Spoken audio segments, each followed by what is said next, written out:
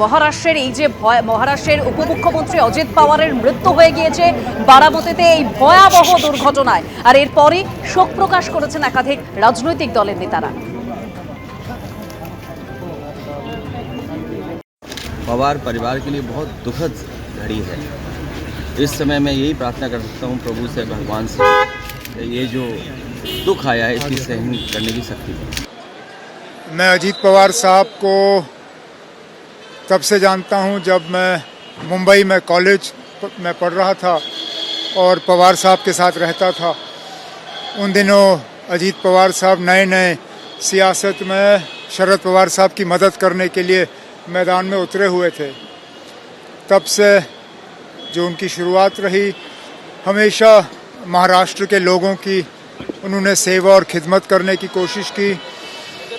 जो लोग उन्हें जानते हैं और जिन्होंने उनका काम करने का तरीका देखा, वो ये जानते थे कि एक बहुत ही काबिल एडमिनिस्ट्रेटर के तौर पे जाने जाते थे और एक अच्छे पॉलिटिकल वर्कर।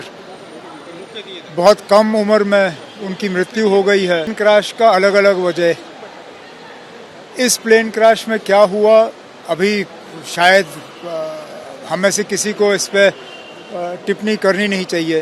इसमें तहकीकात हो, इंक्वायरी हो, उसके बाद पता चलेगा। সকাল ৮টার সময় মুম্বাই থেকে বারামতির উদ্দেশ্যে রওনা দিয়েছিল অজিত পাওয়ারের এই বিমান। বারামতিতে একেবারে ৮টা ৪৫ নাগাদ এই ভয়াবহ দুর্ঘটনা ঘটে যায়, যেখানে অজিত পাওয়ারের সঙ্গে আরো ৪ জনের অর্থাৎ মোট ৫ জনের মৃত্যু হয়ে গিয়েছে এই দুর্ঘটনা। এখনো পর্যন্ত ডিজিসি এর তরফে উচ্চ পর্যায়ের তদন্ত কমিটি গঠন করা হয়েছে বলেই খবর পাওয়া যাচ্ছে। আর কি তথ্য রয়েছে এই মুহূর্তে আমরা একবার জানবো আমাদের প্রতিনিধি ব্রতদীপ ভট্টাচার্যের কাছ থেকে। ব্রতদীপ,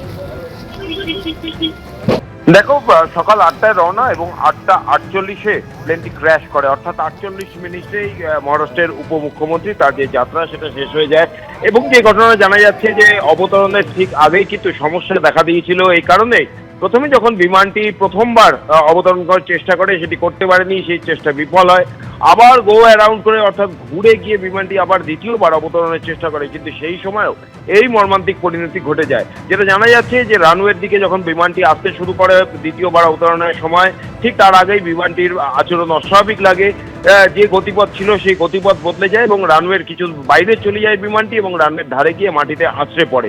মুখ থুবড়ে মাটিতে আছড়ে পড়ার সঙ্গে সঙ্গেই বিমানটিতে আগুন ধরে যায় এবং তাতে যারা যাত্রীরা ছিলেন ৫ জন, তার মধ্যে মহারাষ্ট্রের উপমুখ্যমন্ত্রী অজিত পাওয়ার, তার একজন নিরাপত্তারক্ষী, একজন সহায়ক এবং বিমানের ২ জন ক্রু মেম্বার, এই ৫ জনেরই ঘটনাস্থলে মৃত্যু হয়। তাদের দেহ উদ্ধার করা হয়েছে এবং ঘটনাস্থলে দমকল রয়েছে এবং অন্যান্য যে সমস্ত ডিপার্টমেন্টগুলি তারাও সেখানে কাজ করছে।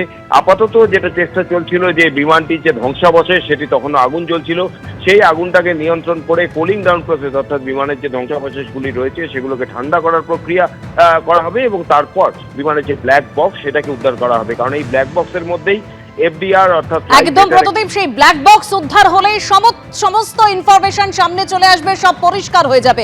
ধন্যবাদ ব্রতদীপ। এবিপি আনন্দ এগিয়ে থাকে, এগিয়ে রাখে।